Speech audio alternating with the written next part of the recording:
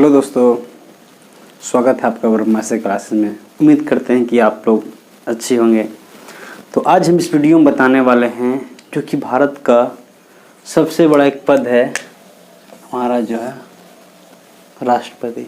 बहुत बड़ा ये इम्पोर्टेंट टॉपिक है और ये राष्ट्रपति के बारे में जानना बहुत ज़रूरी है। देखिए, राष्ट्रपति जो है संवैधानिक, हमारा जो कॉन्स्टिट्यूशन है संविधान का, पूरे संविधान के अध्यक्ष होते हैं। संवैधानिक अध्यक्ष कौन होते हैं? राष्ट्रपति। भारत का प्रथम नागरिक राष्ट्रपति। कार्यपालिका का प्रमुख राष्ट्रपति। तीनों सेनाओं का सर्वोच्च राष्ट्रपति। थल सेना, जल सेना, वायु सेना, तीनों सेनाओं का सर्वोच्च कौन होता है? भारत का राष्ट्रपति होता है। तो आज हम बताना चाहते हैं कि राष्ट्रपति से एग्जाम में, चाहे वो बीपीएससी का एग्ज़ाम हो, चाहे यूपीएससी का एग्ज़ाम हो, चाहे वो दरोगा का हो, चाहे वो एनटीपीसी का हो, चाहे रेलवे का, किसी ऑल ओवर इंडिया में जितने भी एग्ज़ाम होते हैं, राष्ट्रपति से क्वेश्चन बहुत इम्पोर्टेंट ज़रूरी है। तो आज हम बताने वाले हैं संविधान के ये राष्ट्रपति का पद। अगर देखा जाए कि राष्ट्रपति का पद कहाँ में किस अनुच्छेद में वर्णन किया गया है, तो अनुच्छेद 52 से लेकर 62 तक पद का वर्णन किया गया है।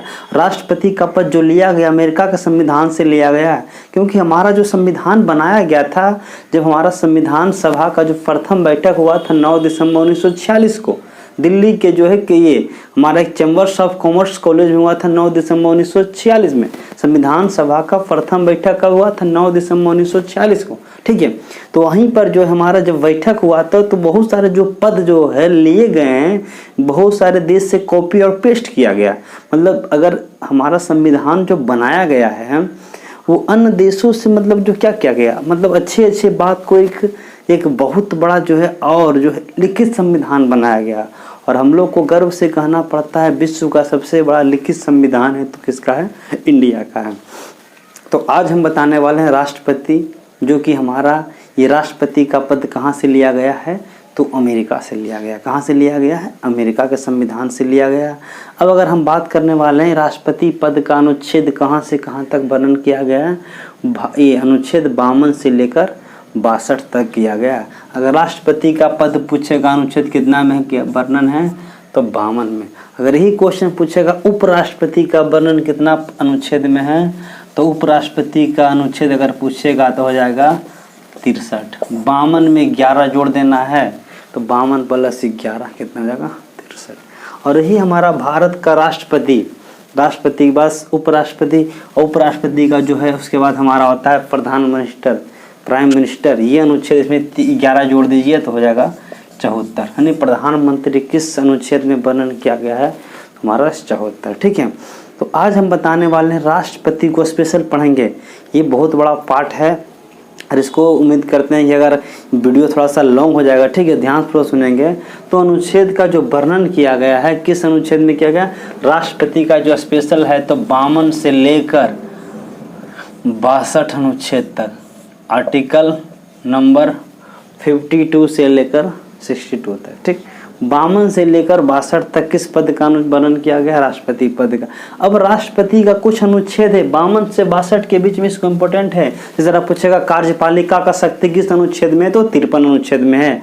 अनुच्छेद 60 में क्या है? शपथ है। जिस तरह हम पूछा था राष्ट्रपति को शपथ ग्रहण कौन दिलाएगा, तो सुप्रीम कोर्ट के मुख्य न्यायाधीश, चीफ जस्टिस ऑफ इंडिया, किस अनुच्छेद में जो है राष्ट्रपति को शपथ ग्रहण दिलाता है? सर्वोच्च न्यायालय के मुख्य न्यायाधीश, तो अनुच्छेद नंबर 60।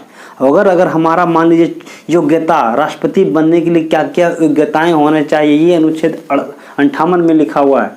ये कार्यपालिका का शक्ति किस अनुच्छेद में है, तो ये हमारा जो है ये सब अनुच्छेद लिखा हुआ है। तो राष्ट्रपति का पद किस अनुच्छेद में है, तो हमारा राष्ट्रपति पद का अनुच्छेद 52 में है। कहाँ से लिया गया, तो अमेरिका के संविधान से लिया गया है। और ये अगर पूछेगा कार्यपालिका का शक्ति, इतने भी जो हमारा कार्यपालिका का शक्ति है, हमारे राष्ट्रपति को किस अनुच्छेद में वर्णन किया गया, तो अनुच्छेद नंबर 53 में वर्णन किया गया कि भारत का जो है तीनों कार्यपालिका, जितने भी कार्यपालिका हैं, उसका प्रमुख का शक्ति किसके पास है? राष्ट्रपति। तो ये हमारा अनुच्छेद 52 से लेकर कहाँ तक है 62। तो कार्यपालिका का शक्ति किस अनुच्छेद में है 53। अब एक निर्वाचक मंडल, राष्ट्रपति का चुनाव ऐरा गैरा चुनाव नहीं होता है। राष्ट्रपति का चुनाव देश का सबसे बड़ा, भारत का सबसे बड़ा पद कौन है? राष्ट्रपति। राष्ट्रपति का चुनाव ऐरा गैरा चुनाव नहीं होता है। तो इसको हम शुरुआत करने वाले हैं। चलिए देखते हैं राष्ट्रपति का कार्यपालिका का शक्ति किस अनुच्छेद में है 53। अब देखिए राष्ट्रपति का चुनाव, सबसे पहले जो है चुनाव अगर आपको कराना है तो किस विधि होता है? इसका चुनाव सबसे पहले गुप्त मतदान होता है, अप्रत्यक्ष विधि से होता है, एकल संख्यमणीय विधि से होता है। ठीक है, ये सब चुनाव का प्रचार प्रसार के लिए मात्र 14 दिन का समय दिया जाता है। कितना दिन का? 14 दिन का। राष्ट्रपति का भी क्वेश्चन आता है, हम लोग जिस तरह विधानसभा चुनाव चल रहा है तो इसका समय 2 महीना पहले फिक्स होता है, लेकिन राष्ट्रपति का चुनाव जो है ये मात्र 14 दिन पहले सूचना दिया जाता है।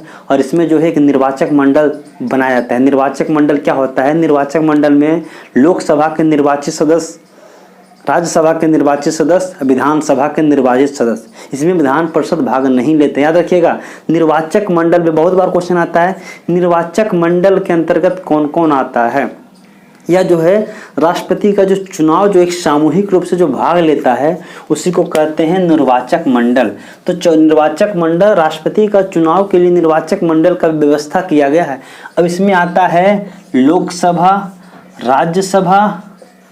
राज्यसभा और आपका विधानसभा, इसमें सब रखेंगे निर्वाचित सदस्य। और जो हमारा एक बताते हैं, भारत जो है राष्ट्रपति का जो पद है ये संसद का एक अभिन्न अंग माना जाता है, अभिन्न अंग। ठीक है, यहाँ पर देख लेंगे हमारा जो है राष्ट्रपति है, ये हमारा हो गया सांसद भवन हो गया, संसद हो गया, ये हमारे इधर आपका लोकसभा हो गया, इधर आपका राज्यसभा हो गया। ठीक है, तो राज्यसभा, लोकसभा को अपर हाउस, ठीक है, जो है लोअर हाउस भी निम्न सदन, जनता का सदन जो है इसको कहा जाता है लोकसभा को। इसका टोटल सीट है 543, इसमें होता है 232, इसमें 2 लोग को राष्ट्रपति चुनता है, 12 लोग को इधर चुनता है। ठीक है, तो 12 लोग को मनोनीत करता है, तो 12 2 14 लोग को मनोनीत कौन करता है? तो हमारा राष्ट्रपति करता है। तो ये एंग्लो इंडिया जो होता है, आंग्ला भारत, इसमें जो है भाग नहीं लेता है। ठीक है, क्वेश्चन भी आता है राष्ट्रपति का चुनाव में भाग कौन नहीं लेता है? तो विधान परिषद भाग नहीं लेता है। और विधान जो आंग्ला भारत जो होता है, जो लोग को जिसे मनोनीत नॉमिनेट करता है उसको भाग नहीं लेता है। लेकिन जब महाभियोग राष्ट्रपति को हटाने की प्रक्रिया आएगा तो ये एंग्ला भारत भी जो भाग लेगा। ठीक है, तो ये हमारा जो था राष्ट्रपति को अभिन्न अंग माना जाता है। तो निर्वाचक मंडल किसे कहते हैं? लोकसभा के निर्वाचित सदस्य, राज्यसभा के निर्वाचित सदस्य, विधानसभा के निर्वाचित सदस्य। निर्वाचित इसलिए लगाया जाता है जो कि जनता द्वारा डायरेक्ट चुना जाता है, उसे निर्वाचित ही कहा जाता है। ठीक है, अगर सभी का बात करेंगे तो सभी में सब लोग आ जाएंगे। इस तरह 543 + 2 545।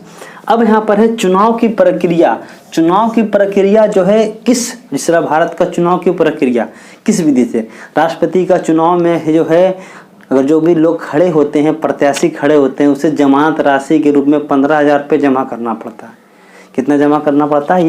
ये जो है एक जो है गुप्त रूप से जमा होता है वजामत राशि RBI के खजाने में।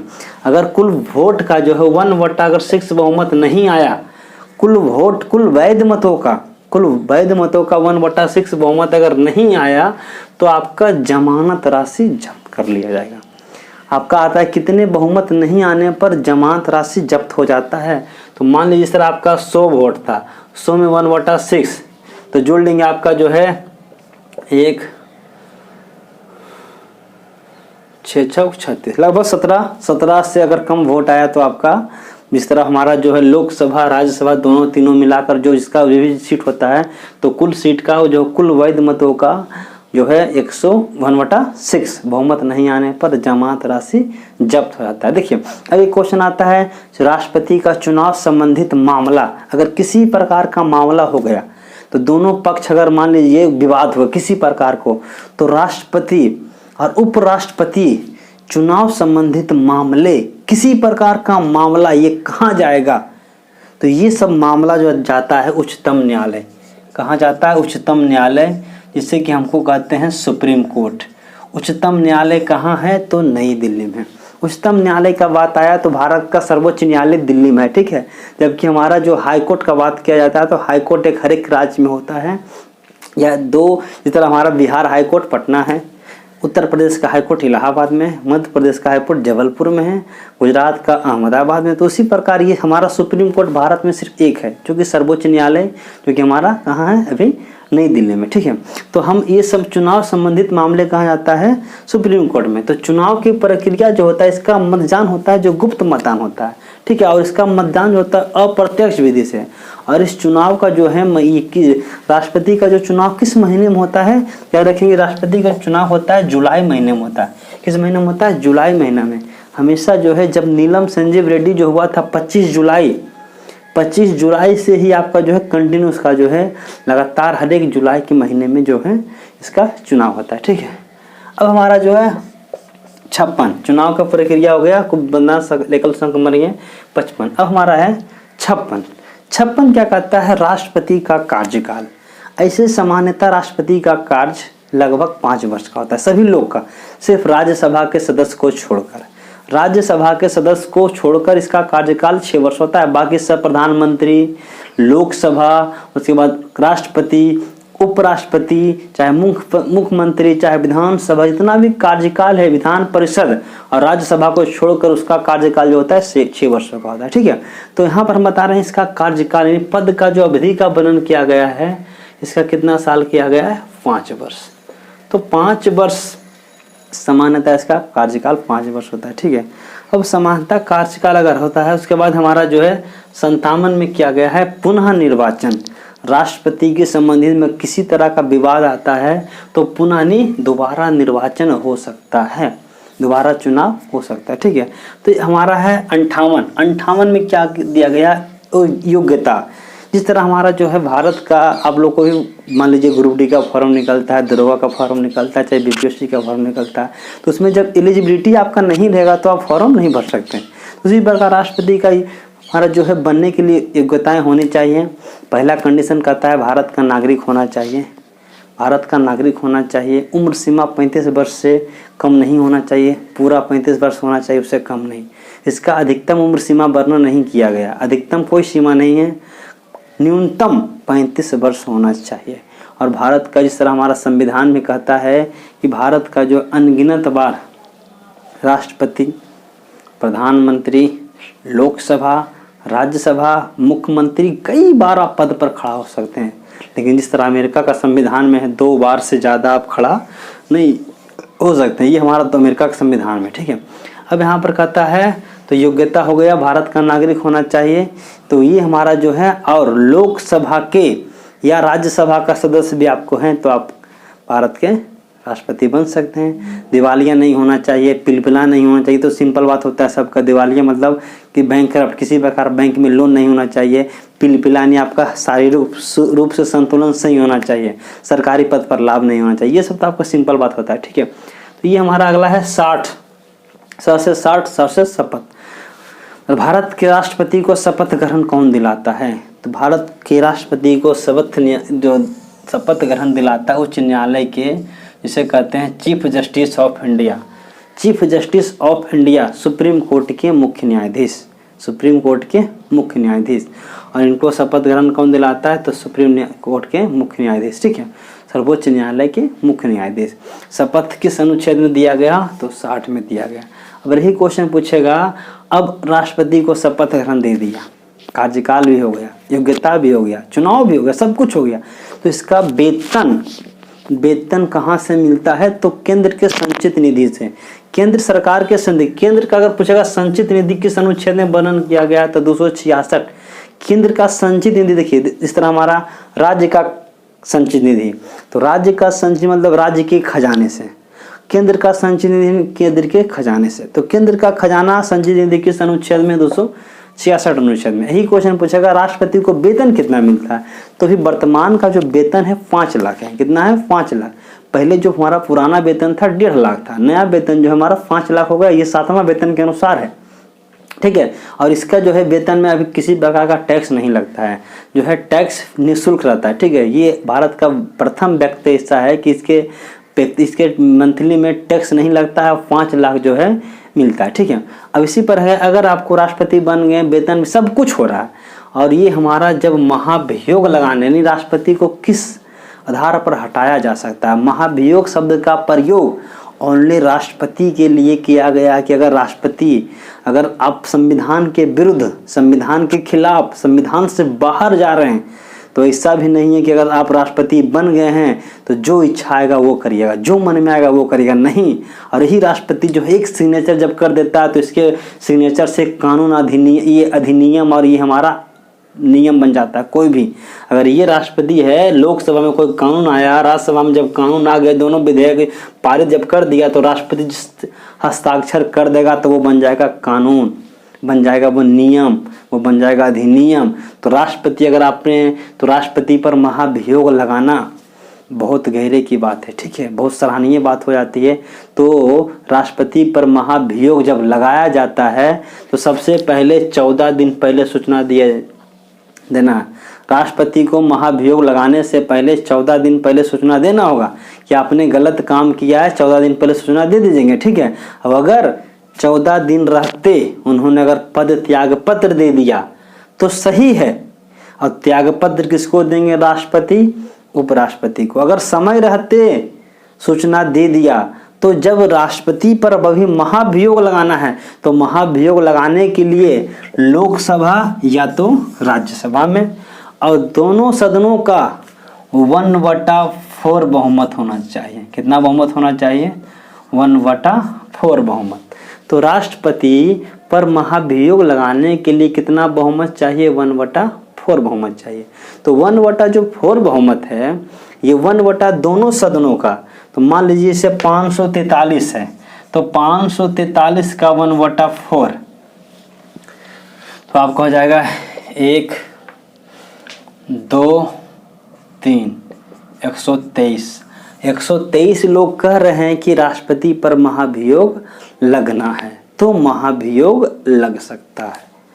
अब जब महाभियोग लग गया, राष्ट्रपति ने अपना जो गलत काम किया है अगर उन्होंने मंजूर साबित नहीं किया, अपने आप जो है मंजूर नहीं किया, तो 14 दिन के बाद, 14 दिन के बाद, ये तो महाभियोग लगा, ये अभी महाभियोग लगा है, महाभियोग लगा, अभी हटा राष्ट्रपति नहीं है।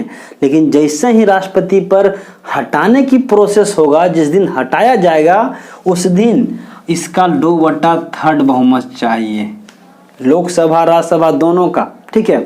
तो इसका हो जाएगा 2/3, तब 543 का 2/3, 3 का 3, 3 8 24, 1 362। अगर 362 लोग कह रहे हैं सिर्फ लोकसभा में, इसका भी कुछ सदस्य होगा, इसका भी 2/3, तो उस दिन तो हटाने का प्रोसेस 2/3, महाभियोग लगाने का 1/4। जब 2/3 बहुमत से पारित हो गया लोकसभा राज्यसभा दोनों, तो उसी समय राष्ट्रपति को अपना त्यागपत्र देना पड़ेगा उपराष्ट्रपति को। राष्ट्रपति को देना पड़ेगा उपराष्ट्रपति को क्या? त्यागपत्र। एक आप लोग से जाते जाते क्वेश्चन पूछते हैं कि अभी आप हमारा जो इसका पार्ट 2 मिलेगा भारत का राष्ट्रपति के बारे में, बहुत सारा क्वेश्चन बच गया, ठीक है। तो हमारा वीडियो लंबा होने के कारण हम नेक्स्ट वीडियो में बताएंगे, ठीक है। हम आपसे क्वेश्चन पूछते हैं, अब बताएंगे कि भारत के जितने भी अभी तक राष्ट्रपति बने हैं, 14 राष्ट्रपति, 14 राष्ट्रपति रामनाथ कोविंद है, ठीक है, जो कि हमारे अगर व्यक्तिगत से देखा जाए तो 17वें नंबर का है। अगर इसे देखा जाए क्रमबद्ध जो है कार्यकाल के अनुसार 14वें नंबर का, ठीक है। इसका भी हम एक वीडियो बना देंगे।